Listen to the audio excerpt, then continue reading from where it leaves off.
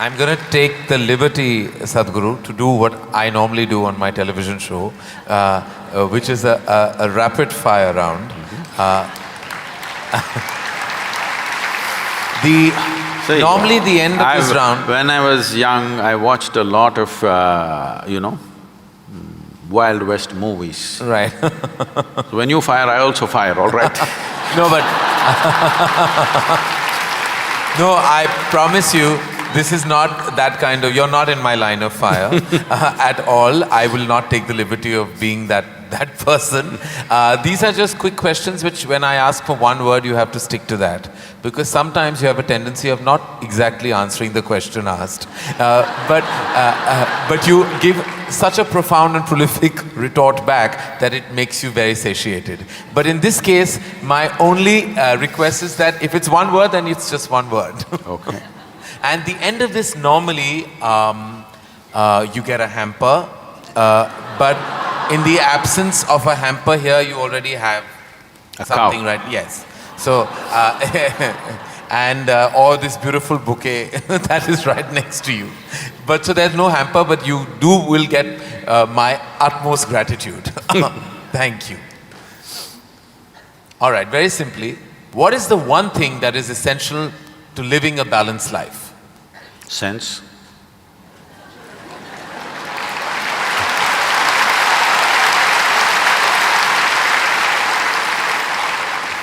What is the one thing we must absolutely do away with in order to lead a balanced life? Senselessness. Yes.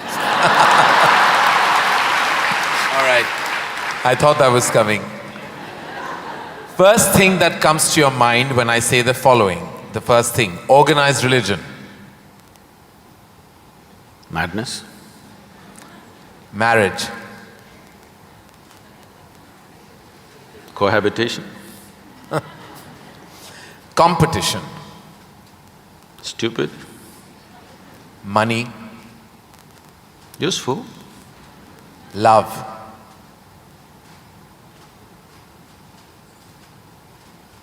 Can I say a sentence? Yes. I will allow that.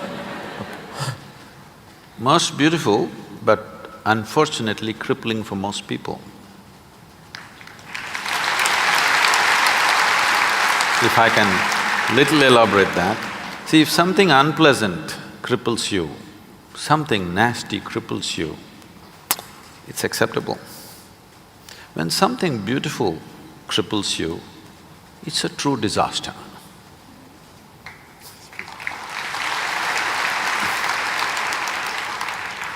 If you could ask one person, alive or dead, one question, who would you ask and what would that be?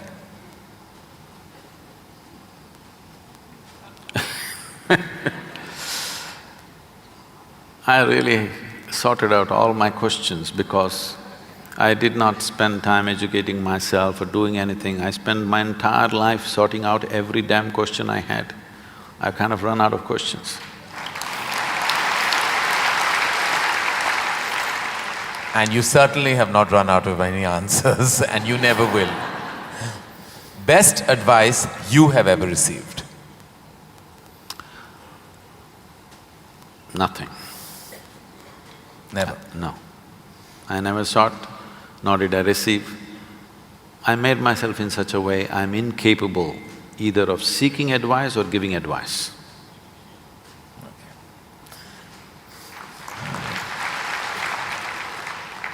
In an imaginary, completely hypothetical situation, if you had a day off with no commitments, no responsibilities, what would you spend the day doing? Oh, there are a lot of things, this can't be one word. No, it's not one word. See, I have an indiscriminate sense of passion towards everything.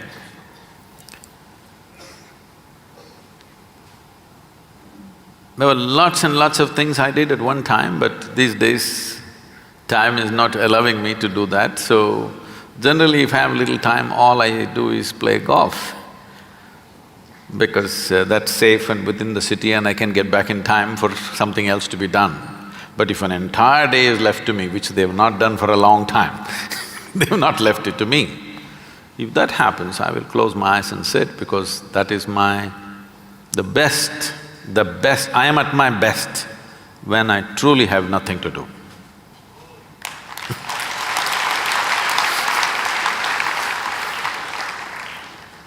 What is one thing you'd like people to remember about you at the end of your life? They must live so wonderfully that they don't even remember me.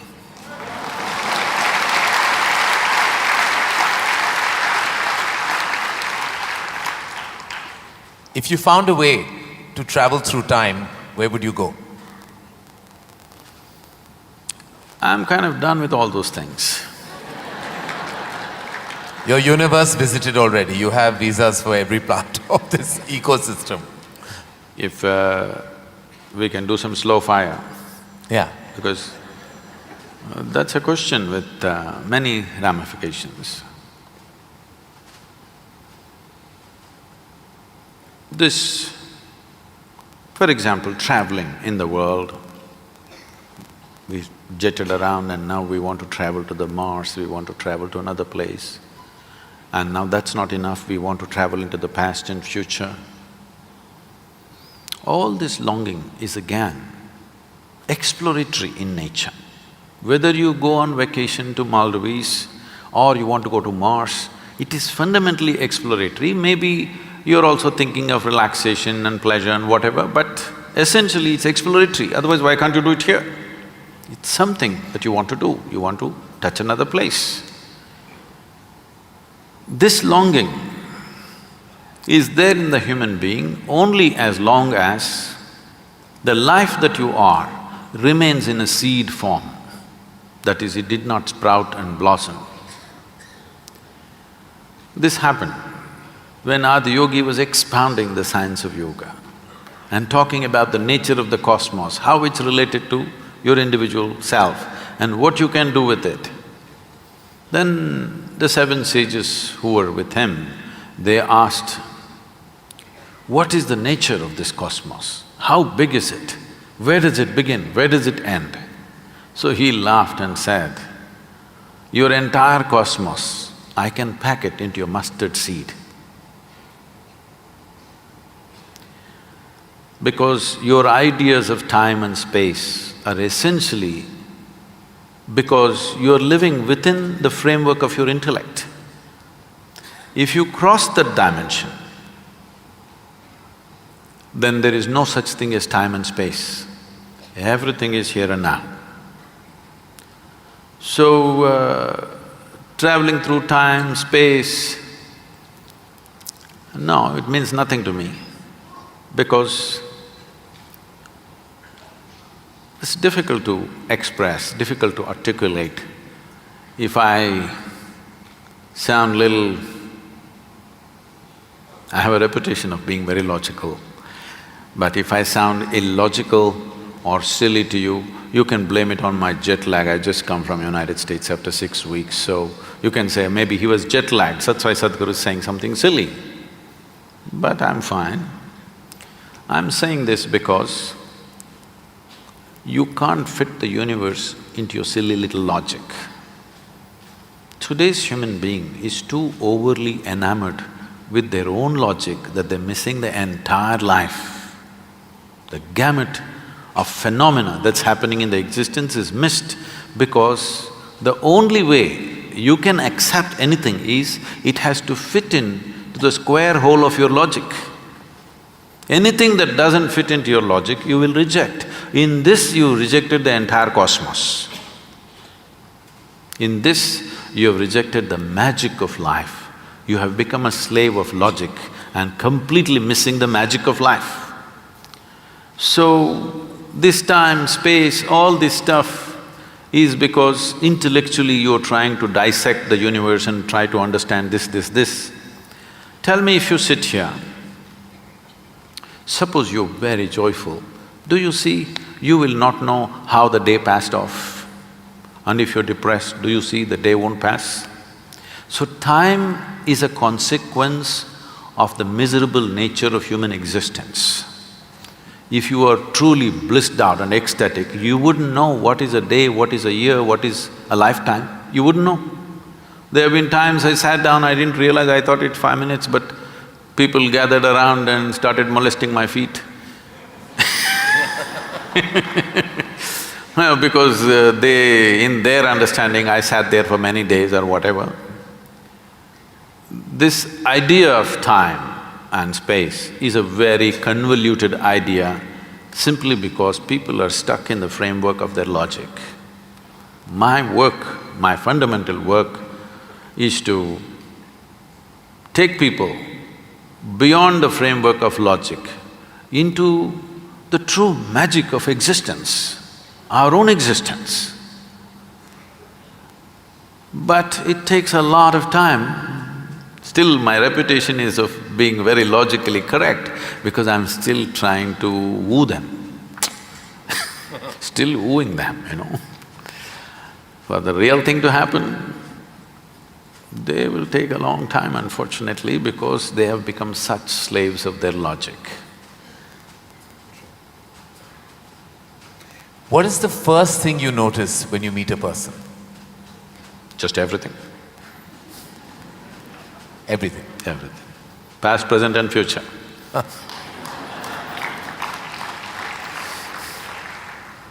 Is it more important to do what you love or love what you're doing? One word or more? The choice is entirely yours.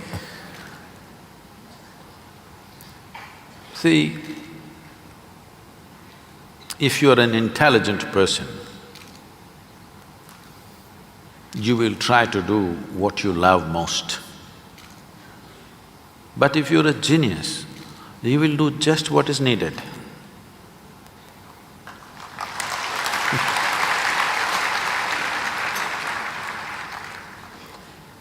If you could be invisible for a day, what would you do?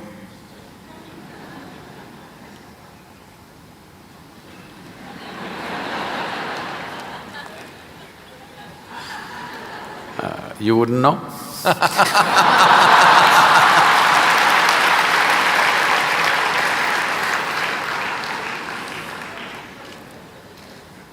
With due respect, what is your biggest weakness?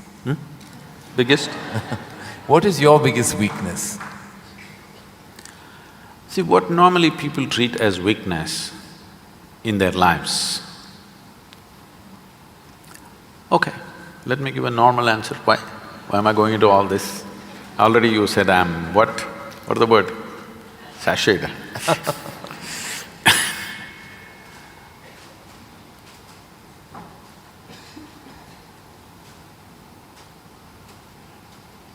My biggest weakness is, I love danger.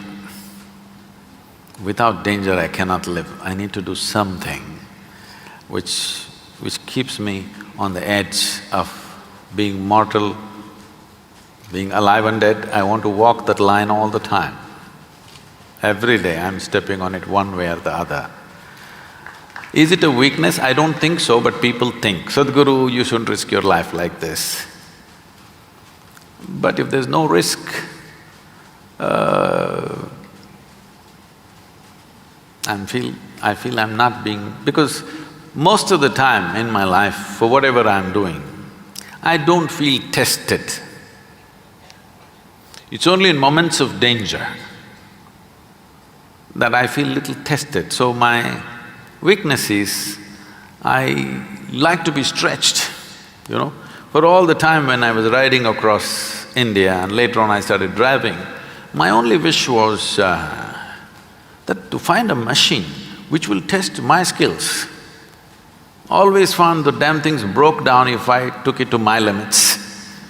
These days recently I'm beginning to get to do a few machines which are testing me, whether I can push it all the way or not. Maybe that's because of my age. No. If I had met them much younger, I think I would You would have managed to work around them. One thing the world doesn't know about you. They don't know a thing about me.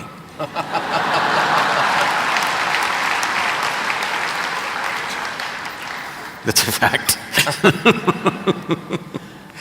And the one thing you wish you could change about yourself? Oh, I never looked at that. I could speak Hindi. No, I'm sorry, Marathi.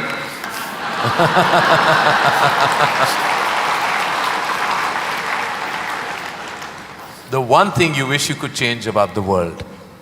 Oh, a lot of things. One. Human beings. Desperately in need of. So what would you consider to be your greatest achievement? I don't think there's any.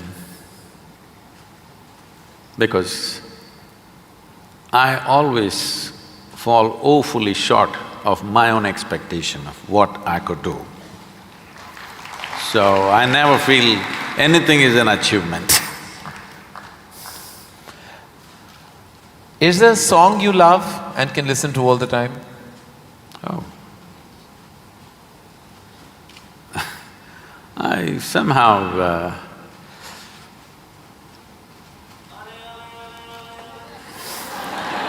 nah. Probably because this came to me at a certain time when I was in my early teens maybe. So this one song kind of comes back to me more often than anything else. It's not that I even seek it, but somehow one way or the other this song keeps coming back to me. Is how many times Okay. I know you haven't seen any of my films, but do you have a favorite film?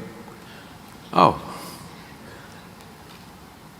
I've seen many good movies. At one time I saw a lot of them. I've not seen much of Indian cinema, but I saw a lot of, English cinema. But one movie that I thoroughly enjoyed at that time, because on that day the way things happened, many life situations fell together and everything, was Roman Holiday. Oh, well, I have to say that that's the first film I've ever seen in my life. My mother took me to the cinema. Here we are. It is true. Roman Holiday is the first film I ever saw. It was my introduction to the big screen. I'm glad I have something in common with you. That image of Audrey and Gregory Peck is somehow just stayed with me. Wonderful. It was probably my age. Yeah. It must have been. Something you enjoy doing and wish you had more time for? I wish I had more time, because I made myself like this, that there is nothing that I enjoy or do not enjoy. I make sure I enjoy everything that I do, including simply sitting quietly or talking to somebody or doing whatever, because my activity is not limited to one area, so many things. If you did not enjoy everything that you do and do not do, you will go insane trying to manage so many things. But I will not go insane, because I enjoy being alive. Activities, anything is okay. Everything I do, I enjoy. Small things, big things, every kind of thing. Most profound things and silly things, I enjoy thoroughly. Should us all. Lastly, in a biopic made on you, who would play you? But who would make a biopic first of all? No, there would be lots of interested people. Maybe you should animate. I don't think you would want that. Well, that is the end of the rapid fire, and you totally deserve the hamper that doesn't exist on this platform. But it's a virtual hamper that I've given to you with my love, gratitude and deepest amount of respect. Thank you. For more updates, subscribe to our channel, click the show links and enjoy watching the videos.